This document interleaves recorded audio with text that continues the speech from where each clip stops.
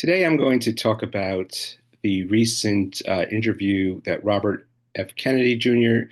did with Bill Maher, who is a comedian and also has his own TV show and on YouTube and podcast.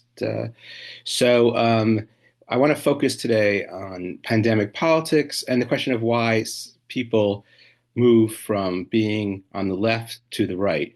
And I'll use psychoanalysis to try to interpret some of the underlying ideas and motivations that can account for this transformation. There's a variety of No, them. and you said you didn't like it, Yeah, but I might even vote then, for I you. didn't But I like might it. vote for you anyway. But also, But let me ask you something. yeah, On the, something happened to liberals, to our fellow liberals. yes, we're and on that and page. whatever it was Yes, accelerated, amplified during the pandemic. there's a lot we agree on. Yeah, and So, starting off, one of the things you see here is this type of male bonding. They're just hanging out. Bill Maher's smoking something. He's drinking, which is funny because RFK Jr. is obsessed by health. But they're just having this conversation. And so this is an interesting form of journalism, which is not really journalism. And right from the start, we hear Bill Maher saying that he is on the same team, that he agrees with him in a lot of things, not everything, but that they have this same shared kind of ideology and this idea that they are consider themselves liberals, but they were on the left and now they've moved to the right. But there's some things we don't. I mean, where I just want to know because, look, if you're going to make this campaign happen, the one thing that they're never going to stop talking about is vaccines. And you have to answer for Santino on the Causeway. People are gonna want to know. And look, I have taken a lot of shit for being, what a lot of people call a anti-vaxxer, which really is just a vaccine skeptic. But they like to move the goalposts and make you a worse somehow outlier. And no, I'm very much on the page, and people know this. Of like, I was not on board with how we handled COVID. but what was your evolution? So once again, we have this bonding over this idea. Not only are they both skeptical or even really, anti-vaxxers on some level, but that they've both been victims of being attacked and censored. And so you have this bonding over shared victimhood. And once again, these powerful white males are talking about how they are the true victims of society and that you have this dynamic set up where someone says something outrageous and threatening, and then people respond with truth or reality testing. And in response, the person who says the original thing attacks back with more aggression and projects their aggression onto the other person. So now it's the critics or the scientists who are the victimizer, and it's the person who started the process who has been victimized. And this is a very current thing we see both on politics on the left and the right, but it's really become more dominant on the right. So one thing we could say is that the switch from being on the left to the right, a lot of the content has switched, but the overall form has stayed the same. In this sense, we have the same type of psychological perspective of being a victim, of not wanting to accept reality, and not understanding the social significance of what they're doing and the effect of their words. Because ultimately, in relationship to the pandemic, as we will hear,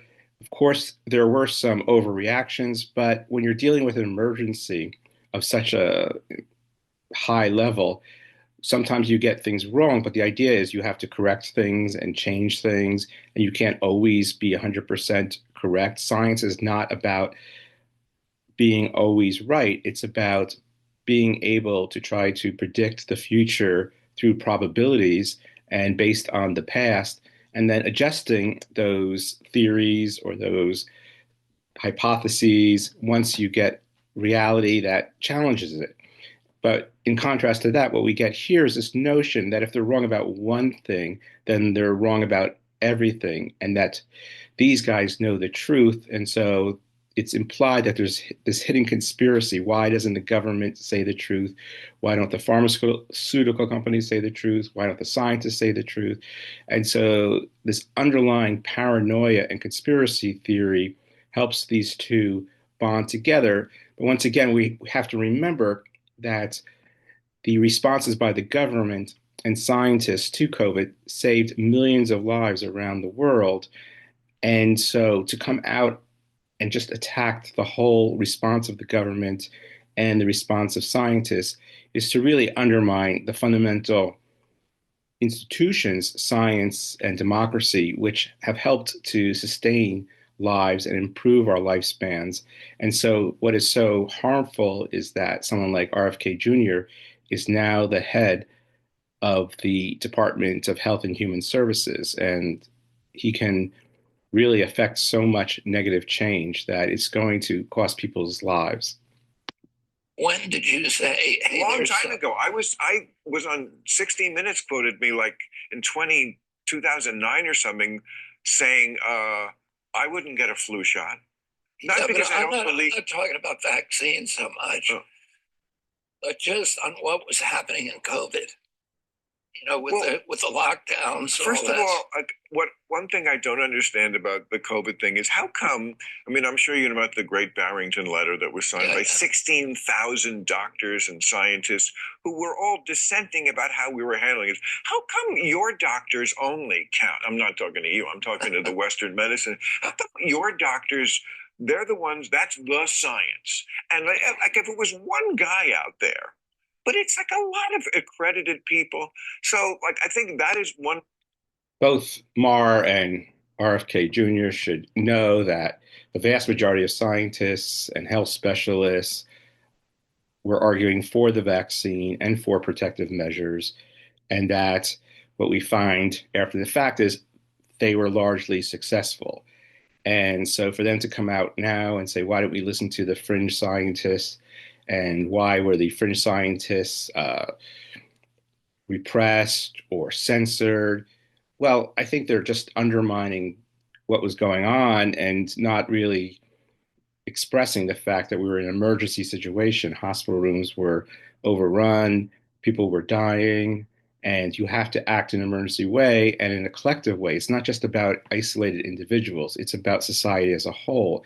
So if you decide not to get vaccinated, that can affect everyone around you if you spread the virus. And so, what RFK Jr.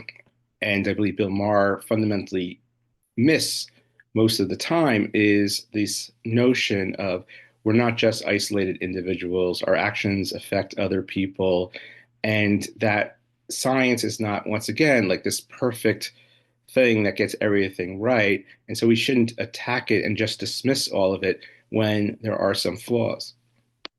Reason why you came out of the gate at 20%, because there's just a lot more people in this country who are onto that kind of thing, and how much medical science, conventional medicine is wrong and gets things wrong, including about COVID. Lots of things they got wrong.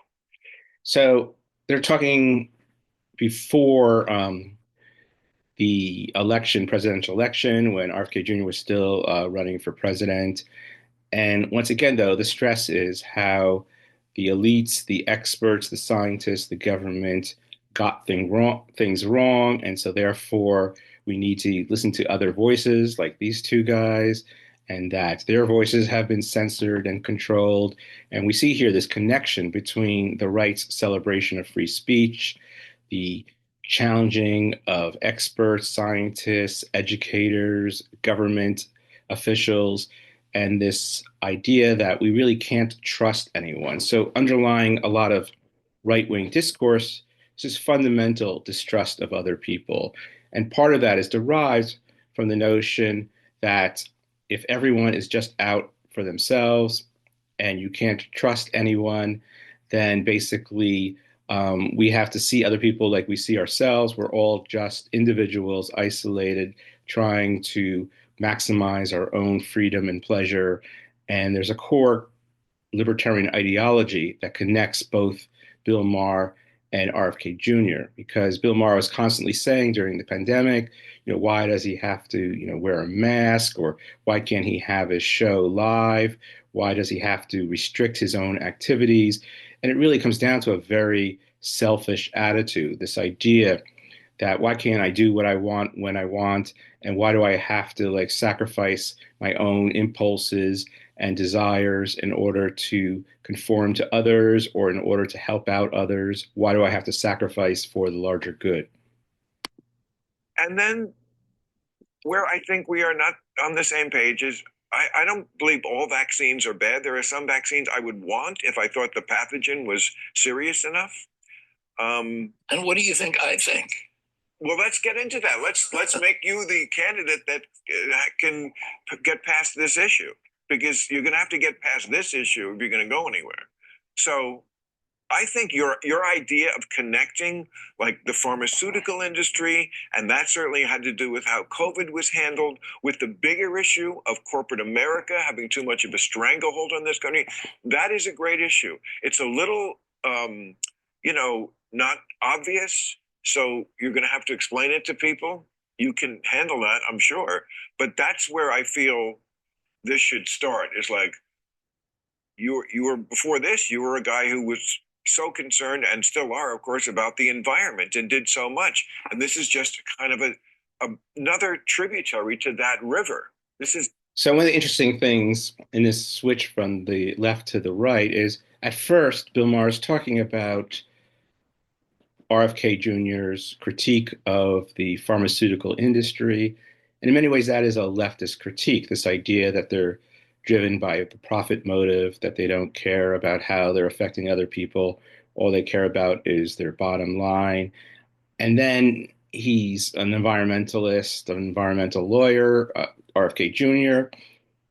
And so he also was suing companies for polluting, and that also can be considered to be a left wing position.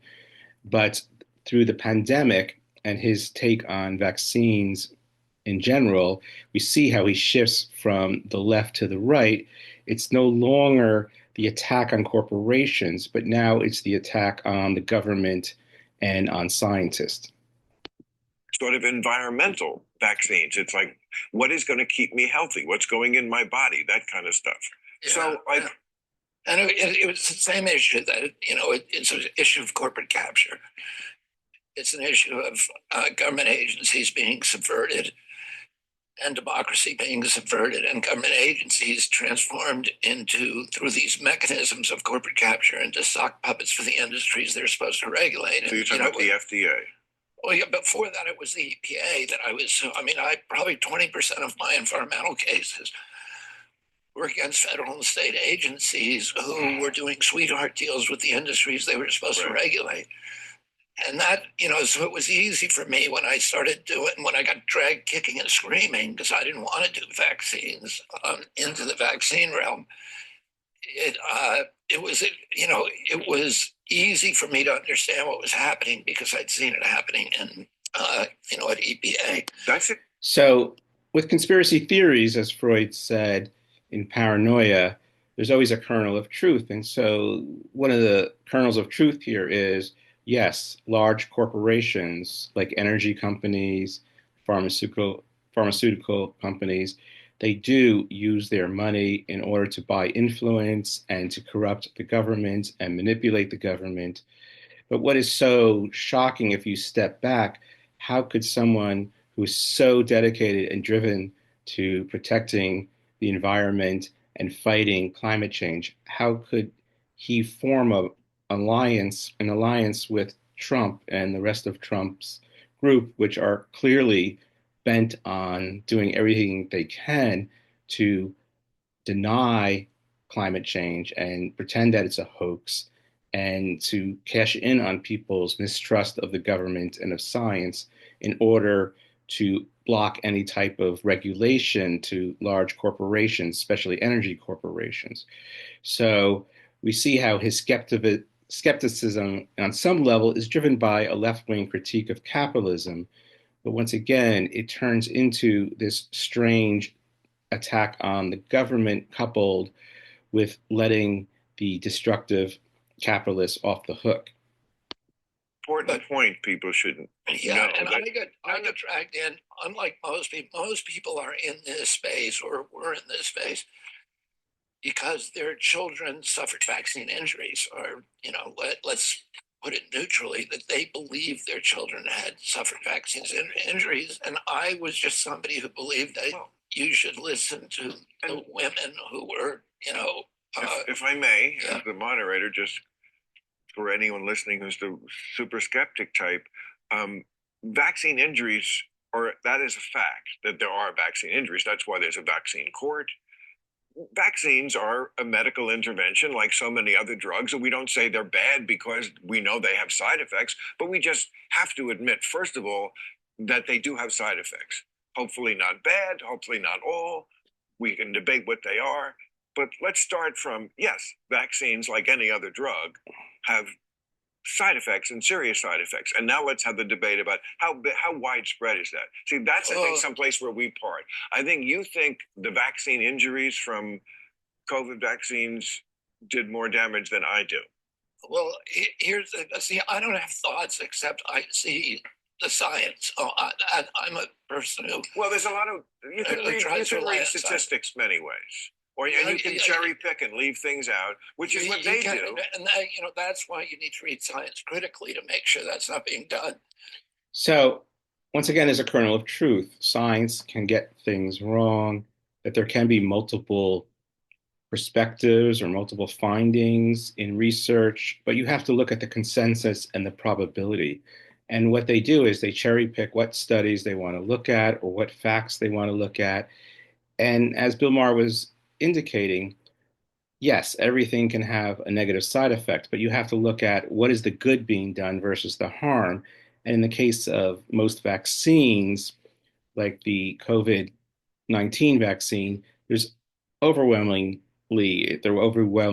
positive and good, and they help people live, and they reduce the stress on our medical system, and they have many positive facts and factors.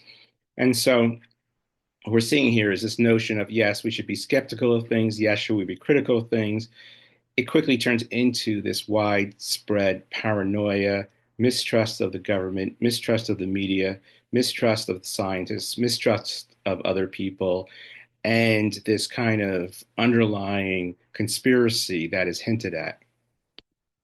Which is what I try to do. But in terms of the regular vaccine schedule, CDC had been telling people for many, many years that injuries were 1 in a million. CDC recognized, I mean, the reason the Vaccine Act was passed that gave immunity from liability to these companies is because they said the vaccines could not be produced, that they were unavoidably unsafe. And that phrase is in the 1986 statute, and it's in the Supreme Court Brucewitz case, which upheld that statute. They said, okay, we're going to give them immunity from liability no matter how negligent they are, no matter how grievous your injury, no matter how reckless the behavior, no matter how shoddy their manufacturing and testing processes. You can't sue them. And the reason we gave them that liability shield is because they were able to convince the Reagan White House that vaccines could not be made safe. They're going to injure certain people. The question then is, are those rare injuries? And CDC says, yes, they were very rare, 1 in a million. But when CDC finally studied that question in a study called the Lazarus study, which was published in Pediatrics, I think it was Pediatrics in 2010, and anybody can look this up. What they found is that the actual rate of injury was about, I think, 2.3%, which is 1 out of every 37 people. So even if there was this level of injury, it still does not undermine the positive benefits of the vaccines. And by telling the audience, you can just look it up while he's cherry picking a particular study. This is a huge problem, is a lot of people don't have the expertise to understand a complicated data analysis research paper. And that what he's clearly doing is going against the scientific consensus and taking a very extreme perspective, but pretending that it's based on good science and that he's just being objective and neutral. And so, once again, he wants to represent himself as a classic liberal, using science and reason in order to determine empirical facts from an objective and neutral perspective.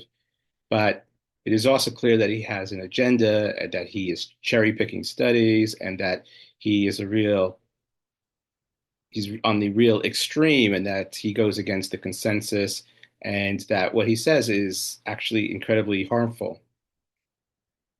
And so that had injury claims, that they made claims to their insurance From company what vaccine? from all vaccines. The average injury rate is 1 in 37. What is the range of that injury? I mean, is if my arm It swells would up be, for a day, does that count as part of it it? was injuries for which people made claims, medical claims. Right.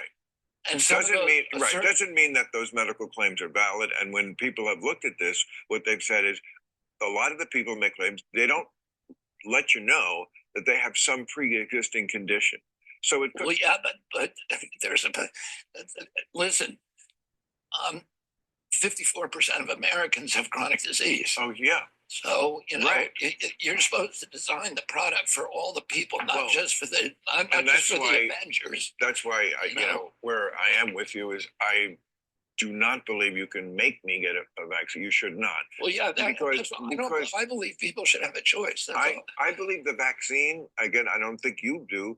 I think the vaccine saved millions of lives because people who were not healthy, they needed the vaccine. I just didn't want you to force it on me because.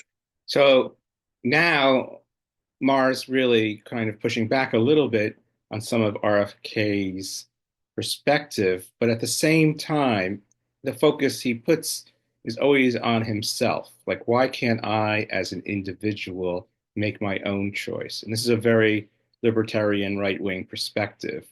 Who is the government to tell me how I should act and behave?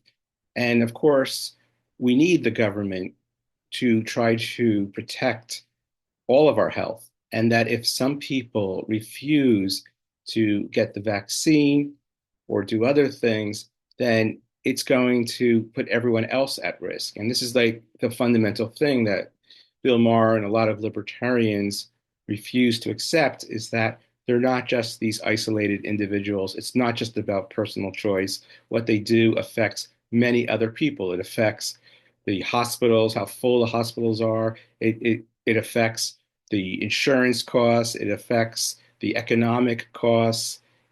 What you do affects other people. And that's one of the things we learned from the pandemic is that because the virus can spread so easily that you're not just an isolated individual. What you do affects other people. You don't feel like I need it, and I should be able to make that decision about how I handle my health, especially since, again, there are all these other thousands of doctors that have to count too. Okay? Yeah, so I just would say this. I'm not anti-vaccine, but I am pro-science. And when CDC actually, CDC for many years has said vaccines save millions and millions of lives. But when they actually studied that issue and they did an intensive study on decades and decades of medical records, and that study is called the Guyer study, Guyer, and they did it with Johns Hopkins in 2000. And they looked at what was the explanation for this historic drop, 85% drop in mortalities from infectious disease in the 20th century. It's one of the great episodes of history in the United States and Western Europe. It was this tremendous drop in the diminution in fatalities from infectious disease. What caused that? Was it vaccines? Was it antibiotics? Was it surgeries? Was it something else? Why can't it be all of them? It was actually almost none of them. Yeah, So this is just completely wrong and completely destructive and harmful for him to say, which makes us we should be very afraid of what it means for him to basically lead American healthcare policy. Because the most recent study of the last 50 years says that vaccines alone have saved 160 million lives globally. And that, yes, antibiotics, um, hand washing, there's many different things that can help to reduce fatalities and that have helped people over the last 150 years to globally double lifespans, right? From about 35 years ago, about 150 years ago was about 35 years, global average, how long people lived. Now it's over 70. And a lot of this has to do with developments in science and medicine. But that science and medicine has to be communicated. It has to be internalized by people. It has to be implemented by governments. And when you undermine the journalists, you undermine the communicators, you undermine the scientists, you undermine the government, then you are directly attacking all the things that have helped us to live longer. explanation for it was nutrition and sanitation. It was chlorine. I bet It you, was yeah, sanitation, nutrition, I guess, got better for a while. nutrition was. I feel like when we were kids, Yeah, we had food was still basically food. Yeah, it was actually exactly. like minerals. But it was soon after that that it just became more and more processed and fake and bad for you. Chemicals and all. Yeah. Yeah. So anyway, CDC has studied that issue, and their verdict on it was that that is not true. And there's many other studies. There's another famous study called McKinley and McKinley that says that fewer than 1% of the decline in mortalities from infectious disease can be attributed to all medical interventions, including surgeries, antibiotics, and vaccines. The real So once again, we have this incredible threat being posed by making this man the head of American healthcare. And he has such an extreme fringe perspective that goes so much against the consensus, so much against the science, so much against the facts. And he just shows himself to be motivated to pick all of these questionable studies, all these fringe studies, and ignore so much of the information that is out there. And we have to wonder, like, what motivates someone to take on such an extreme perspective and to pretend that they're just saying the facts. And what we find in both Maher's case and RFK Jr.'s case is that there is this underlying selfishness, this desire not to be told by other people what to say, what to do, what to act. And I tie this to a borderline personality, this notion that borderline personalities have a hard time controlling their impulses and their emotions. And the origin of this is partially from what we call the terrible twos. Like when a young child becomes two, they start becoming more independent. They don't want to be told what to do. One of their favorite words is no. And so there's this incredible combination of trying to be an individual, but also denying other people or the restrictions of other people.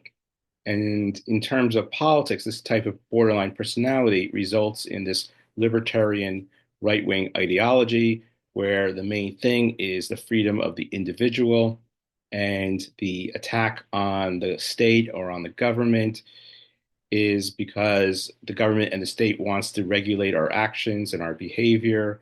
And the desire for this ideology and the people who subscribe to this ideology is that they just want to, as Bill Maher says, do what they want to do, make their own choices, and not really think about the consequences on other people.